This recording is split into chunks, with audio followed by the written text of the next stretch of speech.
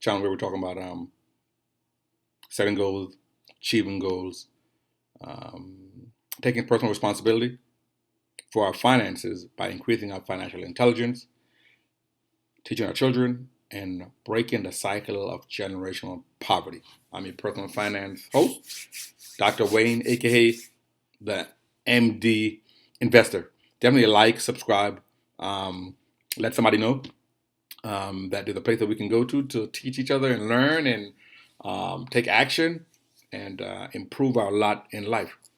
On YouTube with MD Investor, on Instagram with MD Investor1. New video today, guys. As you can see, we're on the 1040 IRS form, so this video is going to be about tax. I know it's not the most exciting topic, however, it's very important. Just remember, it's not what you make, it's what you keep. So today's video, guys, we're going to look into taxes and how there is a difference in how you make your money. So here's the 1040 form, guys.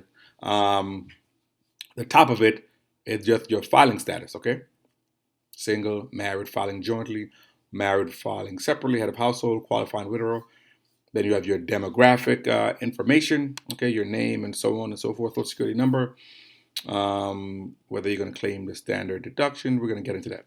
Dependents, your children and age and so on. But the meat and potato where we want to get into is right here. See here, number one, where it says wages, salaries, tips, etc. For our entire life, we've been living on number one. So in this example, single person making $50,000 a year. To make this illustration clearer, I'm just going to make everything on zero. Tax exempt interest. So for example, if you're like a municipal bond, they're usually interest free. And basically, a municipal bond, aka muni bond, is basically when you buy a bond from a municipality, that's why it's called a municipal bond, a city or state, to help them with capital projects such as building bridges, roads, and as a reward for that or benefit for that, your gains are tax free. So you don't have any of that. Qualified dividends, you have none of that. IRA distribution, pension and annuity, Social Security, all these things are considered income, guys.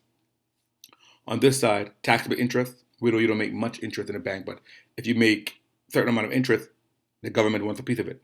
Ordinary dividends, for example, in a REIT, real estate investment trust, would be there. So everything is zero to make it simple. And down here in 7B is our total income. He's single. 8B is going to be the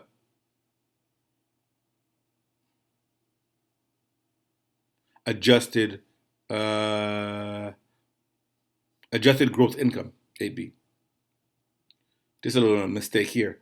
The standard deduction is, because he's single, is $12,200. The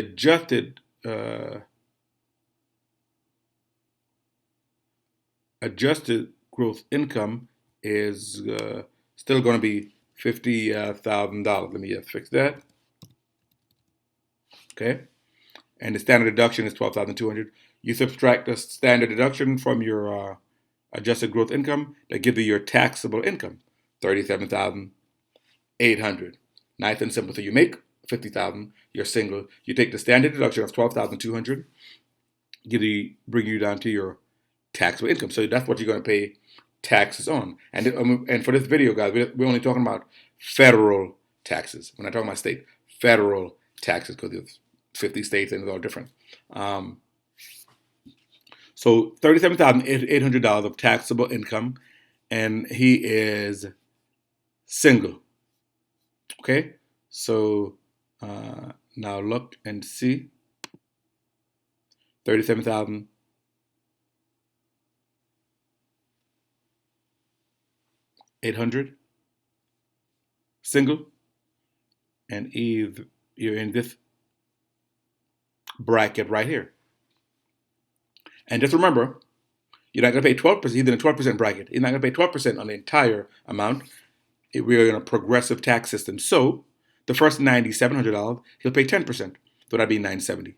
And then from $9,701 up to his top, where he was $37,800, he'll pay 12% in that portion. That portion would be $28,099. 12% of that would be $3,371. You add everything up, and he's going to pay a federal tax of $4,341.88. He had the job. So it was $4,300, and if they round it off to $4,342. Let's compare this person to someone who does not make his income through work, but through dividends, qualified dividends. And let's put the $50,000 over here. So he makes $50,000. Again, he's single. Everything is the same. Everything is the same. Standard deduction, he's taking $12,200. Taxable income is $37,800. Everything is the same. The only difference is money or his income no longer comes from work or W-2. It now comes from dividends. Now, I got to make a little adjustment here. So qualified dividends, $50,000. Ordinary dividends, we'll put here $50,000. And you remember the video we did last week, the 1099 DIV, you have where they have ordinary dividends, and then how much of that portion is qualified? All of it. Okay? So you make $50,000 ordinary dividends, all of it is qualified.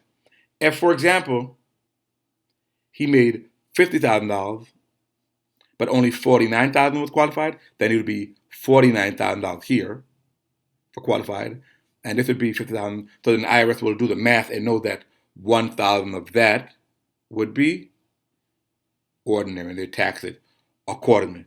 Anyhow, let's move on. So $50,000 of the dividends, right? $12,200 standard deduction. Taxable income $37,800. Now let's see how he will be taxed, right? He is single. So single filers,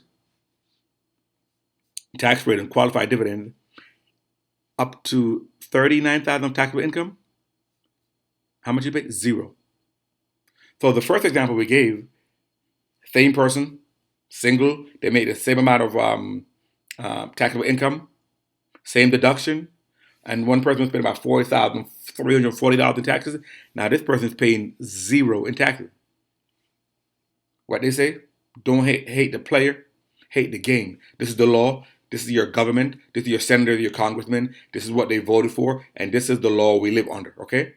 So don't be mad at people who are wealthy, who pay no taxes. You have to learn how to play the game, okay? He's paying $0. So think about it. $4,340, it's leaving the pocket of the wage earner who's working 9 to 5 every day, right? Every day. Maybe he works a night job, whatever it is. And $4,340 staying in the pocket of the guy on the beach on his laptop watching the dividends come in. With that $4,340, what can you do with that? Take a vacation, go out to dinner, buy more stocks. He can help out family members. But that's money he has, and that's money the other person don't have, just because of where the money is coming from. Just remember, every dollar is not the same, like I always say. Every dollar is not the same. A dollar earned is not the same thing as a dollar coming from dividends, okay? One of them is taxed more favorable, one is not. Let's do another example. Let's change this and make him married, right? He is a married person, and because they're married, they're making $100,000 in earned income, okay? We're going to make this zero, and we're going to make the qualified dividend zero. Because he's married, we're going to give him the standard deduction over here for married filing jointly, $24,400, or basically double that of the single person. So let's change the standard. Let's change this here to, this is going to have to be changed to $100,000.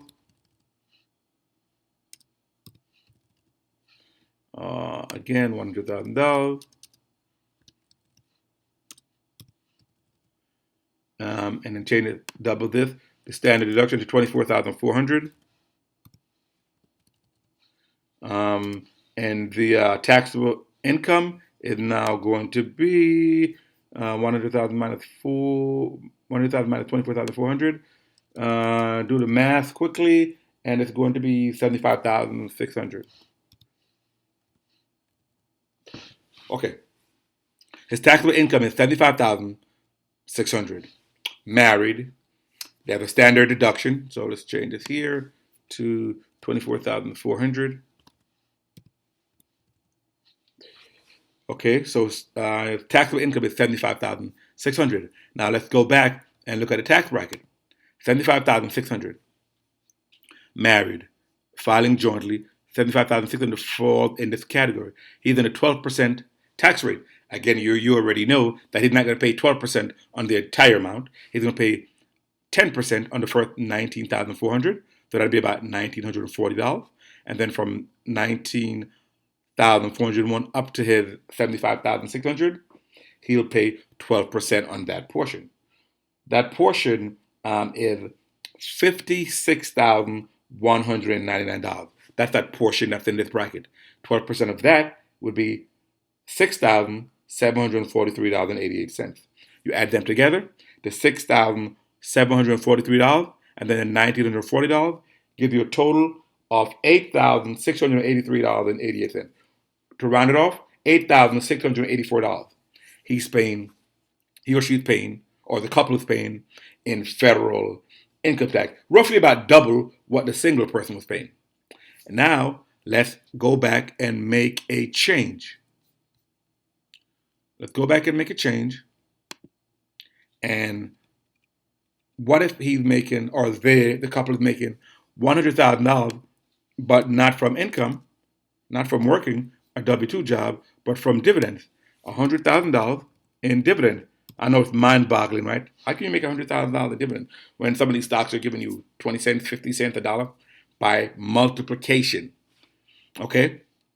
So here we go. So everything else is the same. The total income is $100,000. The standard deduction is $24,400 down here.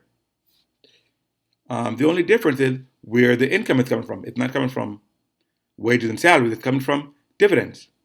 And now it's $75,600 of taxable income, but it's coming from dividend. And let's see how that is taxed.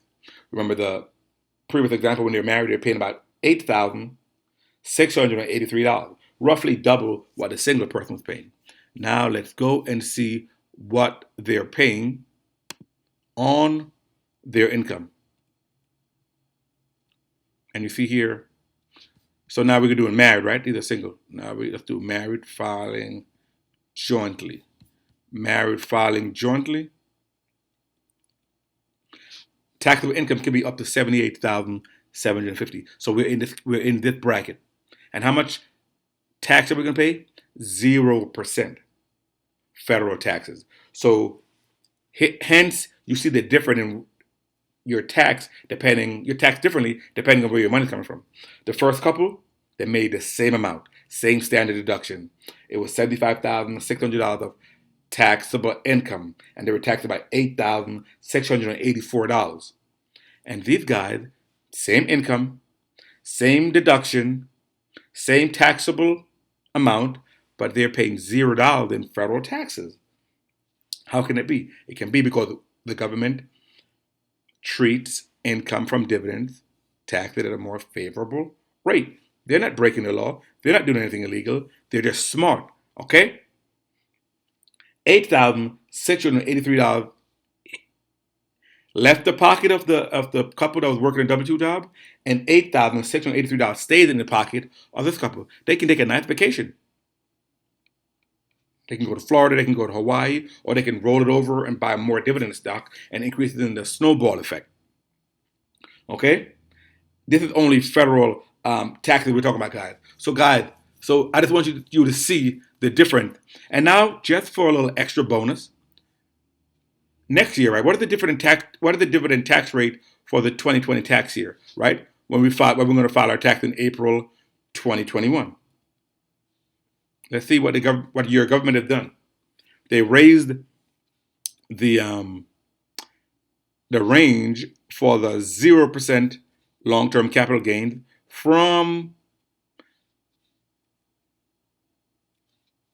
up to 39,375, and they raised it up to $40,000. Still zero. 15% also raised. Let's see what they raised it from. They raised it from up to the max of 488,850.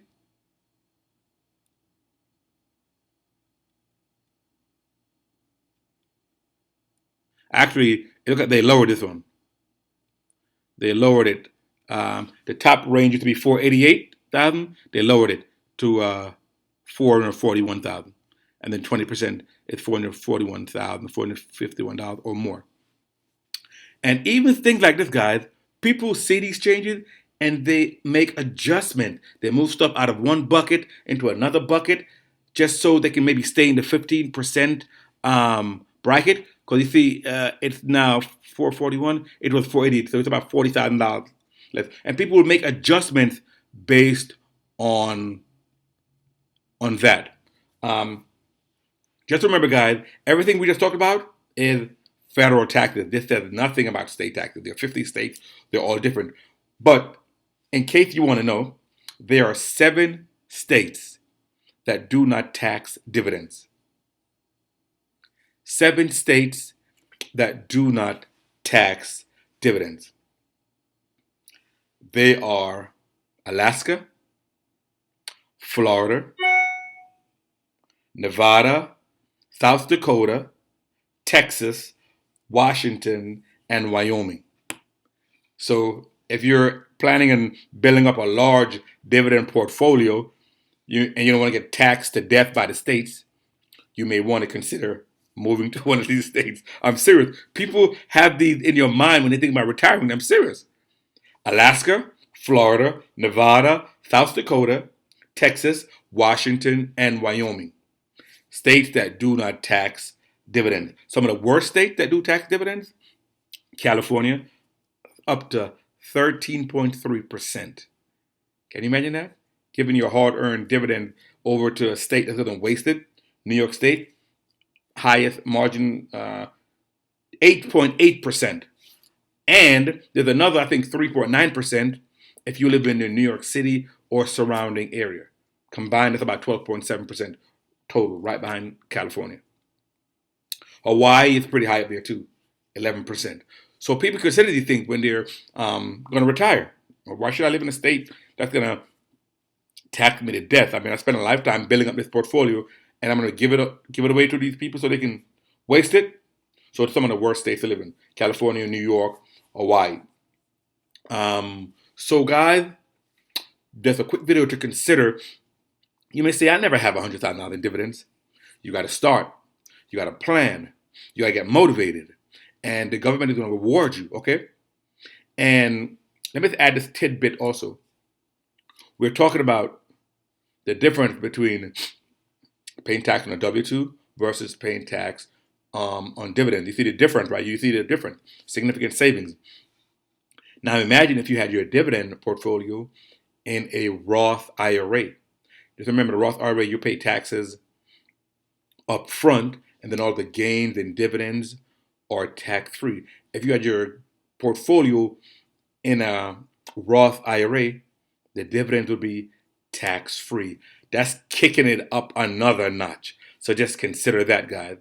You have your Roth IRA, you have your dividends in that, and you will never pay tax on that again.